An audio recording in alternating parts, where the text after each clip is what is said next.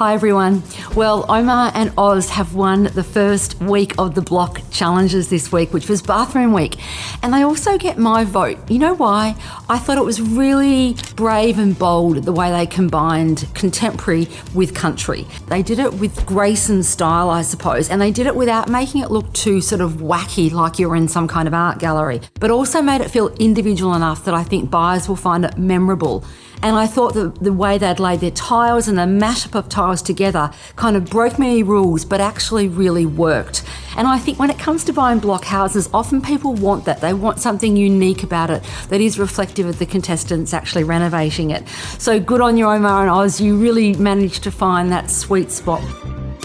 The other house I loved was House 1, which was Tom and Sarah Jane's house. Now, there's a reason for that. I thought their use of colour was an absolute masterstroke.